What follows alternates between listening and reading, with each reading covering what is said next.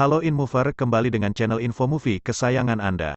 Yo, kali ini kita akan menceritakan film dengan rating tertinggi di IMDb berjudul The Shawshank Redemption. Skornya sampai 9,2, mantap banget guys. Film ini dibintangi aktris top Tim Robbins dan Morgan Freeman. Bercerita tentang pengalaman seorang mantan banker sukses yang ditahan di Lembaga Pemasyarakatan Negara bagian Shawshank setelah dinyatakan bersalah atas kejahatan yang dilakukannya. Film ini menggambarkan cara unik bagaimana kalau orang cerdas menghadapi beratnya kehidupan penjara.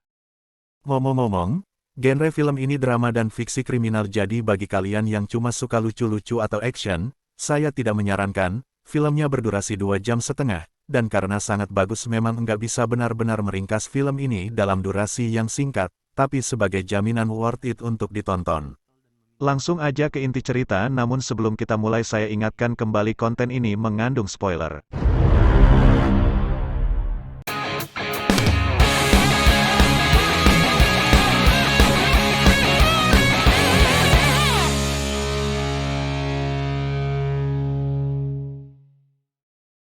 Wakil direktur sebuah bank bernama Andy Dufresne, duduk di depan sebuah rumah yang di dalamnya istri Andy sedang selingkuh dengan seorang pemain golf terkenal. Dari laci dia mengeluarkan pistol dan meminum sebotol alkohol penuh untuk memulai eksekusi. Namun rasa ingin balas dendam tak sebesar dengan rasa cinta terhadap istrinya. Sayangnya di malam kedua tukang selingkuh itu mati, Andy berada di TKP dan dari bukti-bukti yang ada Andy dikaitkan dengan pembunuhan berencana. Andy dijatuhi hukuman 2 kali penjara seumur hidup, artinya sampai mati pun Andy tidak akan bisa menyelesaikan masa tahanannya. Andy ditahan di penjara bernama Shawshank, adalah penjara bagi penjahat kelas kakap akhir bagi mereka yang didakwa dengan hukuman seumur hidup. Tidak hanya itu, di balik dinding ini memiliki sistem yang sangat ketat dipimpin oleh Norton sebagai kepala penjara dan Byron anak buahnya sebagai kepala sipir. Di malam pertama ini memasuki sel seorang tahanan baru harus mati, hanya karena menangis mengeluh di hadapan Byron. Di lain sisi, film mulai memperkenalkan salah satu karakter lainnya bernama Alice Boyce Redding, dipanggil Red, salah satu tahanan seumur hidup di Shawshank. Sejak masih remaja ia telah merasakan dinginnya jeruji, maka dari itu Red cukup mengenal para sipir hingga menguasai rutinitas penjara. Cukup terkenal di kalangan para tahanan sebagai penyelundup barang-barang dari luar, menggunakan koneksi ke beberapa pekerja di penjara, rokok, tali, foto wanita, barang tertentu sebutkan saja, dan Red bakal menyediakannya, tentu dengan harga yang pas. Dari perspektif Red, ia mengira Andy adalah orang yang lemah, karena jika dipikir-pikir sebelumnya Andy hidup bergelimang harta, dan sekarang berada di salah satu neraka di Amerika. Namun, sudah sebulan berlalu Andy tak mengucapkan sepatah keluhan pun.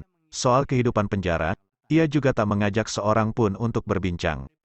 Sampai di suatu siang, Andy mendekati Red, dan meminta untuk diselundupkan sebuah palu batu. Jauh sebelum menjadi bankir, Andy memiliki hobi di bidang geologi. Awalnya Red langsung menolak permintaan Andy, karena bisa saja alat itu digunakan untuk melukai orang lain atau menggali terowongan. Namun Andy hanya tertawa kecil dan mengatakan, "Red, kamu akan mengerti apa itu palu batu yang kumaksud kalau melihatnya." Dari percakapan singkat ini, akhirnya Red mulai mengubah pendapatnya soal Andy. Dia untuk anak baru memiliki ketenangan yang luar biasa, seakan-akan penjara bukanlah sebuah masalah. Beberapa waktu kemudian pesanan Andy akhirnya datang, dan Red mengerti mengapa ia tertawa soal jika palu batu ini digunakan untuk melarikan diri dari penjara, karena ukurannya mini. Barang kemudian diantarkan melalui tahanan bernama Brooks yang tugasnya sebagai pustakawan. Setiap tahanan di sel-sel memiliki tugas pekerjaan, ada yang ditugaskan di perpustakaan, ada yang bersih-bersih lantai, dan bagi Andy ditugaskan di ruang laundry. Andy yang pendiam, menjadi incaran para homoseksual di Shawshank. Mereka dikenal dengan nama The Sister, dan dipimpin oleh Box.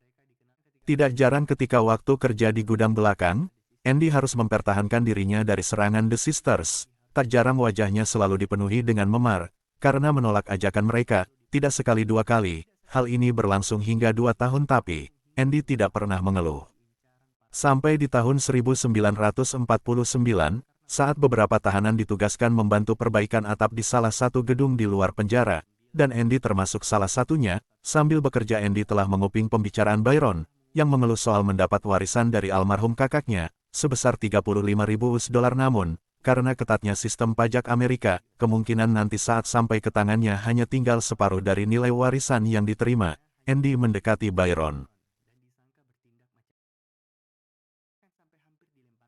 dan disangka akan bertindak macam-macam bahkan sampai hampir dilemparkan dari atas gedung. Namun, ternyata sebagai mantan bankir top dirinya menjelaskan bagaimana cara Byron bisa menghindari pajak secara legal. Andy bersedia membantu Byron dalam mengisi formulir pajak agar bisa menyimpan setiap sen dari warisan kakaknya, dan sebagai balasan ia hanya meminta untuk disediakan bir setiap hari untuk para pekerja yang susah payah dalam memperbaiki atap. Alasannya simpel karena seorang pria bekerja di atas teriknya matahari tanpa ditemani bir. Rasanya kurang lengkap, mungkin ini terdengar lucu. Namun, apa yang dirasakan Red dan teman-temannya sangat terharu dengan kebaikan Andy. Mereka seakan-akan menjadi pekerja bebas. Dan bukan sebagai tahanan. Di balik semua itu Andy hanya tersenyum kecil, seakan-akan sangat puas akan sesuatu. Sejak saat itu Red dan Andy mulai berteman. Suatu hari Andy menghampiri Red, enggak ada angin enggak ada hujan. Andy meminta poster seorang aktris phoni terkenal bernama Rita Hart. Red kaget, namun mengiyakan, cuma membutuhkan waktu. Selepas dari ruang layar tancap di tengah jalan balik, Andy dihadang oleh The Sister di ruangan proyektor box dan kawan-kawan, menghajar Andy habis-habisan mengakibatkan dirinya mendapat luka parah hingga harus dirawat di klinik selama sebulan. Atas perbuatannya Box dimasukkan ke sebuah sel khusus ukuran kecil tanpa cahaya selama sebulan, sebagai hukuman. Saat masa hukuman telah selesai Box mengira semua telah beres, tapi ketika balik ke selnya, Byron bersama seorang sipir tambahan menyiksanya tanpa alasan menyebabkan Box lumpuh, sampai harus dipindahkan ke penjara lain untuk perawatan. Saat kembali dari klinik, Andy dihadiahi sebuah poster Rita dari Red, anggap saja sebagai ucapan selamat datang kembali setelah dirawat. Namun tak lama kemudian pemeriksaan sel diadakan. Adegan ini cukup menegangkan mengingat Andy memiliki sebuah palu batu yang sangat berharga baginya untuk mengukir, tapi untung saja selama pemeriksaan palu itu tidak ditemukan, kira-kira diumpetin di mana ya palu itu sampai enggak ditemuin. Anyway, Norton sang kepala penjara ikut mendatangi langsung, dan terkesan akan kemampuannya dalam mengingat ayat di dalam Bible yang sedang ia pegang. Beberapa hari kemudian, berdasarkan perintah Norton, Andy dipindah tugaskan dari ruang laundry, menjadi penjaga perpustakaan. Namun terlihat dengan jelas ruangan perpustakaan di sana sangat tidak terawat, karena selama ini hanya ada Brock sendirian yang mengurus semua buku-buku tua. Perpindahan ini ternyata ada maksud tersembunyi, di mana agar para sipir bisa konsultasi gratis masalah keuangan. Awalnya hanya 1-2 orang, tak butuh waktu lama, sampai kabar kehebatan Andy menyebar. Kini seluruh sipir termasuk kepala penjara meminta bantuannya untuk memastikan mereka bisa membayar pajak seminim mungkin. Tak sampai di situ, bahkan para sipir dari penjara lain pun berpura-pura melaksanakan pertandingan bisbol antar penjara hanya agar bisa menemui Andy untuk konsultasi. Saking ramainya, Red bahkan dijadikan asisten. Di lain sisi Andy menanggapi tugasnya sebagai pustakawan sangat serius. Dia bahkan memberanikan diri ke Norton meminta dana tambahan untuk penambahan buku baru. Sayangnya, keuangan Shawshank yang sangat tipis. Namun Andy memiliki ide lain, di mana setiap minggu ia meminta diizinkan mengirim surat ke senator untuk permintaan dana. Tiap minggu Andy menulis surat, namun, sudah 2 tahun lebih tak satu pun suratnya dibalas. Hari berlalu, dan di suatu siang yang tenang tiba-tiba Brooks, kakek yang dikenal baik hati dan ramah, berubah melakukan tindakan di luar nalar yang menyandera Haywood, dengan pisau ke leher. Untung saja Andy dapat membuatnya berpikir kembali. Brooks ternyata mendapatkan remisi setelah 50 tahun menjalani masa tahanan. Bisa dibilang ini adalah salah satu tahanan terlama di Shawshank. Hal ini yang memicunya untuk berpikir melakukan kejahatan lagi, agar tak dibiarkan bebas keluar. Kenapa Brooks takut dengan dunia luar? Bukankah kebebasan adalah hal yang didambakan oleh para napi? Tapi sayangnya tidak semua sepakat dengan hal ini, terutama mereka yang sudah menjalani masa tahanan terlalu lama seperti Brooks. Mereka tak lagi memiliki kenalan dan kehidupan di luar dinding penjara. Rutinitas penjara sudah menjadi keluarga. Brooks kini hidup di luar penjara. Pemerintah membantu mencarikan pekerjaan bagi mantan narapidana. Namun orangnya mengetahui latar belakangnya tak jarang bersikap dingin. Lucu karena dinginnya alas tidur penjara kini membuatnya lebih nyaman dibandingkan dengan kasur apartemen. Tak jarang tiap malam ia bangun karena mimpi buruk. Akhirnya saat terakhir Brooks memilih menghabisi nyawanya sendiri dengan gantung diri. Tak lupa dia kirimkan surat ke kawan-kawan di penjara, sebagai perpisahan terakhir. Waktu kembali berlalu, Beberapa tahun kemudian Andy dipanggil karena ada banyak sekali paket kiriman barang berupa buku dan barang bekas diiringi dengan surat balasan, terkait permintaannya selama ini untuk bantuan dalam membangun perpustakaan Shawshank Plus, cek uang senilai $200 setiap minggu selama 6 tahun. Tak henti ia mengirimkan surat dan akhirnya, jadi payahnya terbayarkan. Sampai-sampai, sang senator pun berkata untuk Andy, berhenti mengirim surat karena akhirnya mereka membalas. Namun bukannya berhenti kini Andy berencana mengirimkan 2 surat setiap minggu. Di antara semua barang bekas terdapat sebuah piring hitam yang menarik perhatian Andy. Dia segera memutar lagunya, dan tak berhenti di situ Andy bahkan memasangkan di pengeras suara penjara. Sampai seluruh speaker di Shawshank memperdengarkan musik yang ia putar, seluruh sipir dan tahanan berhenti sejenak mendengarkan lagu yang sebenarnya mereka pahami secara lirik, tapi ada kebebasan sendiri di baliknya. Akibat perbuatannya Norton sangat marah, sampai akhirnya Andy dimasukkan ke sel khusus selama 2 minggu, begitu keluar ia hanya tersenyum sekali lagi menandakan kepuasan seperti saat ia berhasil memberikan teman-temannya bir gratis. Di pertengahan film kita akan diberitahu, bahwa Red sudah 30 tahun menjalani masa tahanan dan tak kunjung keluar. Salah satunya karena ia memang tak ingin keluar. Selama ini Red takut berharap tak akan lagi bisa merasakan kebebasan sekalipun tubuhnya telah berada di luar dinding. Dia takut akan berakhir seperti Brooks. Sebaliknya Andy selalu berharap berhayal kebebasan akan datang suatu hari, dan kini dia telah menghabiskan hidupnya di Shawshank selama 10 tahun. Mereka kemudian saling bertukar hadiah. Andy memberi Red sebuah harmonika, untuk mengingatkan bahwa dirinya pernah merasakan kebebasan bermain musik sebelum masuk penjara, sedangkan Andy mendapatkan poster Marilyn Monroe. 2 tahun kemudian Andy kembali mendapat balasan atas kegigihannya dalam meminta dana ke negara. Setiap tahun akhirnya dia diberikan cek senilai $500 untuk mengembangkan perpustakaan penjara. Andy memaksimalkan penggunaan dana dengan uang yang sedikit. Kini perpustakaan yang tadinya seperti gudang, menjadi perpustakaan penjara terbaik di seluruh Amerika. Para tahanan pun mulai mengembangkan niatnya untuk belajar, akibat kegigihan Andy. Di tahun yang sama, Norton membuat program baru bernama Inside Out, di mana para pekerja dipekerjakan di luar penjara tapi masih dalam pengawasan. Intinya ini semua hanyalah akal-akalan Norton saja, dengan sumber daya pekerja dan bayaran minimum. Kini ia seperti kontraktor tanpa modal tapi untung gede. Jahanam memang manusiani. Bahkan proyek-proyek negara diambil atas nama program rehabilitasi. Pundi-pundi uang tak berhenti masuk ke kantongnya, mau itu suap maupun keuntungan kotor. Disinilah ia sangat membutuhkan Andy untuk mengurus segala pencucian uang miliknya dan sah secara hukum. Andy membuat sebuah identitas fiktif bernama Randall Stevens, bahkan ada akte lahir, rekening bank, sampai SIM. Uang Norton kini benar-benar dicuci sangat bersih, bahkan berlipat ganda karena disalurkan ke berbagai investasi dengan kemampuan Andy. Di saat nanti pensiun, Norton akan menjadi miliuner berkat bantuan Andy. 6 tahun kemudian, di tahun 1965, beberapa tahanan baru kembali masuk, salah satunya Tommy William, pemuda energi dihukum 2 tahun penjara, karena pidana ringan, namun, ternyata ini bukan pertama kali. Tommy sudah banyak merasakan berbagai jeruji besi, dan kali ini giliran Shawshank. Di suatu siang, ia tiba-tiba menemui Andy untuk meminta diajari, agar bisa lulus ujian SMA. Ia termotivasi untuk mengubah hidupnya selagi masih muda. Tak mudah untuk mengajari Tommy, karena ia bahkan masih harus diajari cara membaca. Namun, tekadnya yang kuat untuk belajar sudah cukup bagi Andy dalam mengembangkan anak ini. Hingga akhirnya setahun lebih Tommy di bawah pengawasannya siap mencoba ujian SMA. Saat ujian di bawah pengawasan Andy, jam menunjukkan waktu habis dan Tommy tak bisa menyelesaikan banyak soal. Ia merasa sangat kesal akan dirinya sendiri hingga membuang lembar jawaban ke tong sampah. Dan mengumpat di depan Andy, sekalipun beberapa hari kemudian, ia merasa sangat menyesal atas perlakuannya. Hal ini dia sampaikan saat berbicara dengan Red. Percakapan sampai di mana Tommy penasaran, kenapa orang sekelas Andy bisa sampai masuk penjara.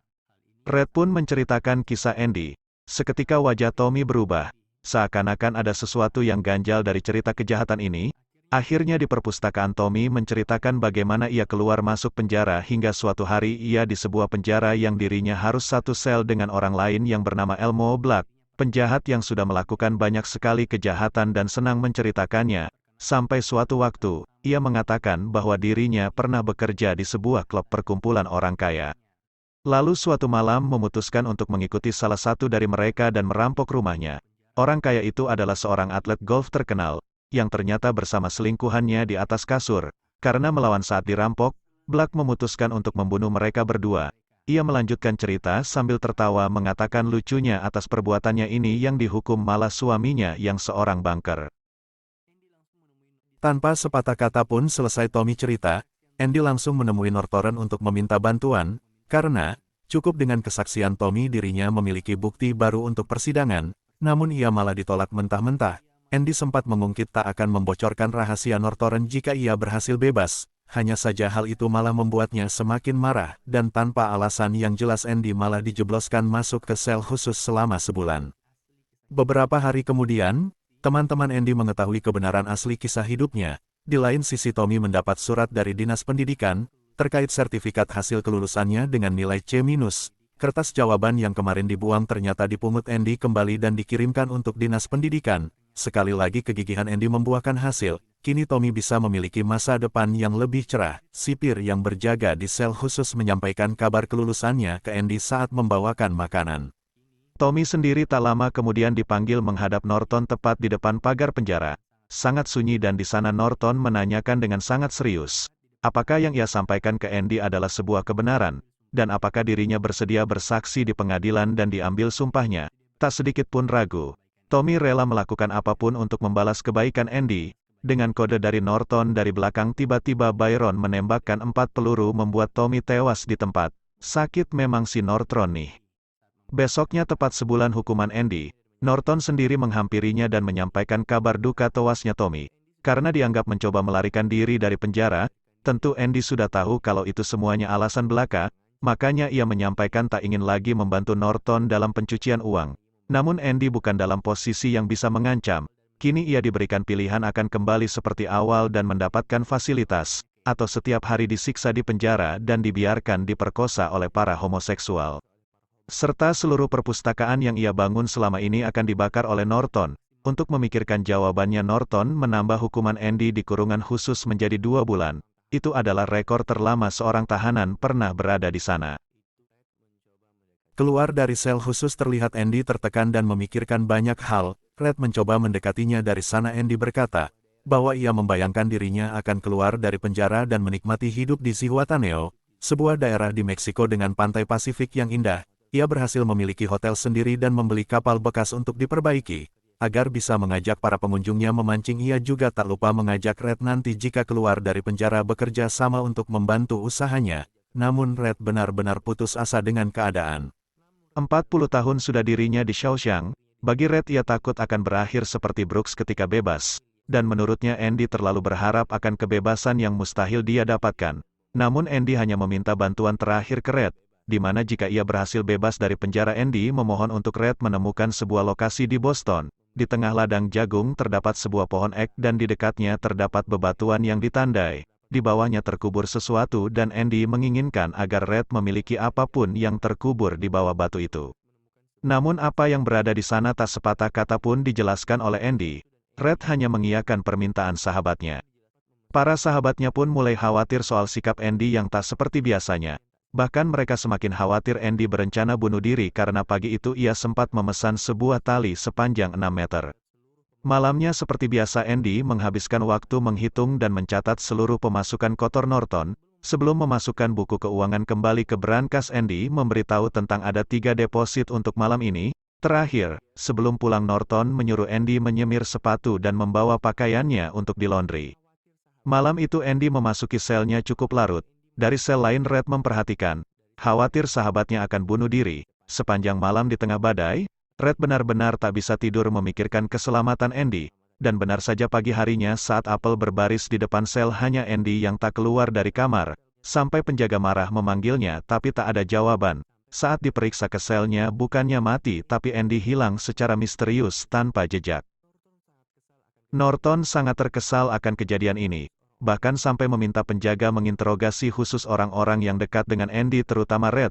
Saking kesalnya ia melempari Red dan para sipir dengan batu ukiran Andy. Bahkan poster wanita di kamar juga tak luput dari lemparannya.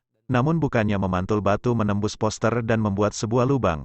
Ternyata di balik poster selama ini terdapat terowongan yang sangat panjang. Mereka menyisir jejak Andy dan berakhir di sungai ujung pembuangan saluran air penjara. Di sungai ditemukan sebuah baju tahanan sabun bekas dan sebuah palu batu tua yang sudah tumpul. Dengan palu mini tiap malam Andy menggali sedikit demi sedikit dinding di balik posternya. Kebetulan Andy hobi di bidang geologi dengan kesabaran selama 18 tahun. Ia berhasil menggali terowongan. Hasil tanah penggaliannya tiap hari ia hancurkan dan masuk ke dalam celana, lalu dibuang pelan-pelan saat berjalan di luar sel.